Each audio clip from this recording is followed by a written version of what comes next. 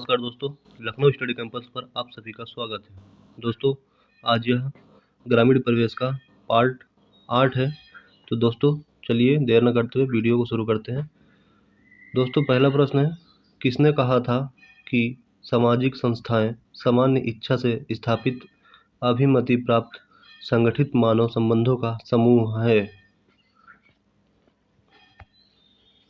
दोस्तों, इसका right answer होगा ऑप्शन नंबर सी, रॉस ने कहा था। चलते हैं दोस्तों नेक्स्ट क्वेश्चन की तरफ। अगला प्रश्न है, उत्तर प्रदेश में मालगुजारी से संबंधित न्यायिक कार्यों की सबसे बड़ी संस्था कौन सी है? इसका सही जवाब होगा ऑप्शन नंबर ए, राजस्व परिषद। आगे चलते हैं। क्वेश्चन है, चकबंदी समिति में अधिकतम कितने सदस्य हो सकते हैं? चकबंदी समिति में अधिकतम कितने सदस्य हो सकते हैं? इसका राइट आंसर होगा ऑप्शन नंबर डी, 11। अगला प्रश्न है, अरबी भाषा में तहसील का अर्थ क्या है? अरबी भाषा में तहसील का अर्थ क्या है? ऑप्शन नंबर बी, राजस्व सृजन। पांचवें प्रश्न की तरफ चलते हैं। किस संविधान संशोधन द्वारा पंचायत को संवैधानिक दर्जा प्राप्त हुआ? इसका राइट आंसर होगा ऑप्शन नंबर सी, 73वां संविधान संशोधन। चलते हैं अगले प्रश्न की तरफ। दोस्तों, मिलान करना है, योजना है और योजना वर्ष दिया हुआ है। तो सबसे पहली बात, ये जितना भी है आपको बता देते, जूम कर लेते थोड़ा। ये जो भी योजनाएं दी हैं, सबके सामने जो भी दिया हुआ है वो सब आपस में सम्मिलित ही, ये पहले से सम्मिलित है। राष्ट्रीय पेयजल योजना जो है 1986 में हुई थी, राइट है। प्रधानमंत्री ग्राम योजना सड़क योजना 2000 में, सही है। राष्ट्रीय ग्रामीण पेयजल कार्यक्रम 2011 में, PM उज्ज्वला 2016 में। और दोस्तों, कई बार पूछा जाता है प्रधानमंत्री उज्ज्वला योजना किससे संबंधित है? तो यह चूल्हा जो वितरण हुआ था, सिलेंडर गैस जो चूल्हा जो था दोस्तों, उससे संबंधित है। और यह कहाँ से शुरू हुआ था? जिला बलिया से। ठीक है, चलते हैं नेक्स्ट क्वेश्चन की तरफ। अगला क्वेश्चन है, मद्रास में रैयतवाड़ी व्यवस्था की शुरुआत थॉमस मुनरो ने द्वारा कब की गई थी? मद्रास में रैयतवाड़ी व्यवस्था की शुरुआत थॉमस मुनरो द्वारा कब की गई थी?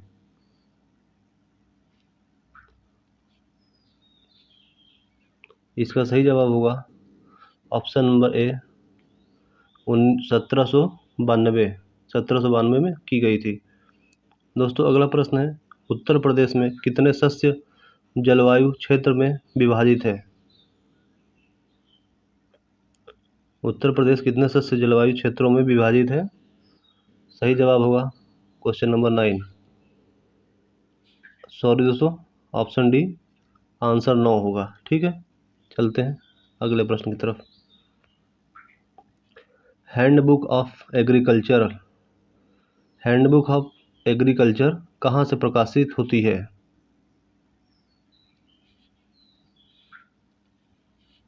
राइट आंसर होगा भारतीय कृषि अनुसंधान परिषद द्वारा। चलते हैं अगले प्रश्न, क्वेश्चन नंबर 10 है, उत्तर प्रदेश से किस प्रजाति के आम का निर्यात किया जाता है? तो दोस्तों, इसका राइट आंसर होगा ऑप्शन बी, दशहरी। अगला प्रश्न है, पान अनुसंधान एवं प्रशिक्षण केंद्र उत्तर प्रदेश के किस जनपद में स्थित है? दोस्तों, ऑप्शन सी सही होगा, महोबा। क्वेश्चन नंबर 12, पंचायती राज की अनुशंसा किसने की? दोस्तों, ये वेरी इजी क्वेश्चन है, बहुत आसान क्वेश्चन दिया हुआ है। इसका आंसर हो जाएगा बलवंत राय मेहता समिति। और दोस्तों, आपको बताते चले, बलवंत राय मेहता समिति ने त्रिस्तरीय पंचायत का सुझाव दिया था और अशोक मेहता समिति ने द्विस्तरीय बलवंत राय मेहता समिति को मान लिया गया था। चलते हैं नेक्स्ट क्वेश्चन की तरफ। क्वेश्चन नंबर 13 है, प्रदेश में वन महोत्सव का आरंभ किस वर्ष किया गया? दोस्तों ऑप्शन बी जुलाई 1952 से किया गया। चलते हैं अगले प्रश्न की तरफ। अगला प्रश्न है कि उद्यान यानी पार्क दिया हुआ और जनपद बताने हैं, ये कौन सा सुमेलित नहीं है। सबसे पहले तो नाइट सफारी गौतम बुद्ध नगर बिल्कुल सही है। लायन सफारी इटावा ये भी सही है। ठीक है दोस्तों, लायन सफारी जो है इटावा सही है। अशफाक उल्ला खां प्राणी उद्यान ये भी सही है। कैमूर वन्यजीव अभ्यारण्य कैमूर वन्यजीव विहार दोस्तों बलिया में, ये गलत है, ये गलत है, इसलिए ऑप्शन नंबर डी ये सुमेलित नहीं है। चलते हैं अगले प्रश्न की तरफ। अगला प्रश्न है, जनता पार्टी की सरकार ने किस वर्ष अशोक मेहता की अध्यक्षता में पंचायती राज संस्थाओं पर एक समिति का गठन किया था?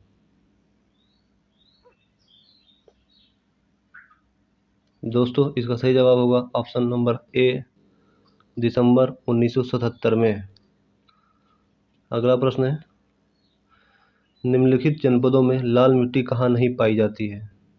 ध्यान से क्वेश्चन देखिए दोस्तों, पूछा है कि लाल मिट्टी कहाँ नहीं पाई जाती है। इसका सही जवाब होगा ऑप्शन नंबर डी बहराइच।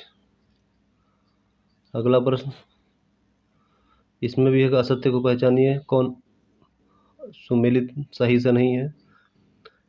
तो पहला प्रश्न है मोराय ताल कौशाम्बी, तो दोस्तों यही जो है सुमेलित नहीं है, ये असत्य है, यही आंसर है, बाकी सब सही है।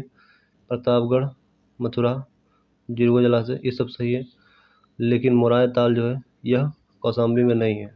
चलते हैं अगले प्रश्न की तरफ। अगला प्रश्न है, अशोक मेहता समिति ने 1978 में अपनी रिपोर्ट सरकार को सौंपी और देश में पत्तोन्मुख पंचायती राज पद्धति को पुनर्जीवित और मजबूत करने हेतु कितनी सिफारिशें की थी? दोस्तों इसका सही जवाब होगा ऑप्शन नंबर डी 132 सिफारिशें की थी। चलते हैं अगले प्रश्न की तरफ। निम्नलिखित जनपदों में से किस जनपद में धुरिया जनजाति नहीं पाई जाती है? धुरिया जनजाति किस जनपद में नहीं पाई जाती है?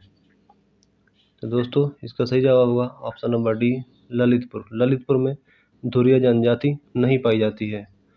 अगला प्रश्न है, किसान बही कौन तैयार करता है?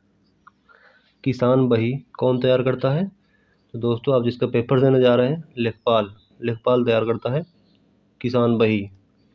अगला प्रश्न होगा, खेवट क्या होता है? खेवट क्या होता है? दोस्तों खेवट जो होता है यह जमींदारी का एक रजिस्टर होता है। क्या होता है? जमींदारी का एक रजिस्टर। अगला प्रश्न है, पंचायती राज का प्रधान लक्ष्य है? तो इसका सही जवाब होगा ऑप्शन नंबर सी ग्रामवासियों में शक्ति का विकेंद्रीकरण करना। नेक्स्ट क्वेश्चन की तरफ चलते हैं। अगला प्रश्न है, निम्नलिखित युग्मों यानी भारतीय भूमाप में असत्य को पहचानिए। तो दोस्तों इसका सही जवाब होगा असत्य है 1 जरीब बराबर 180 फीट, ये जो कि गलत है। बाकी सारे सभी सही दिए हुए हैं। 20 गट्टा बराबर 1 जरीब होता है, 80 गट्टा बराबर 1 फरलांग होता है और 2 गट्टा बराबर 1 पोल होता है, लेकिन 1 जरीब बराबर 180 फीट नहीं होता है। अगला प्रश्न, उत्तर प्रदेश राज्य का कुल भौगोलिक क्षेत्रफल कितना है?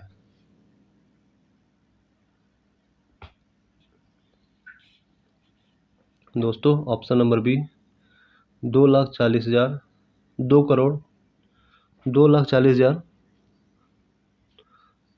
हेक्टेयर है दोस्तों। ठीक, देश में पंचायती राज व्यवस्था का आरंभ किस समिति की रिपोर्ट का आधार पर किया गया, बताइए। ये कई बार रिपीट हो चुका है क्वेश्चन दोस्तों। अभी इसी प्रैक्टिस सेट में एक बार आया था, एक या दो बार आ गया था। बताइए कि देश में पंचायती राज व्यवस्था किस समिति की रिपोर्ट से आधारित किया गया था, जिसने त्रिस्तरीय समिति दी थी। आपको हिंट में बता दिए हैं दोस्तों। इसका सही जवाब होगा ऑप्शन नंबर बी, बलवंत राय मेहता समिति।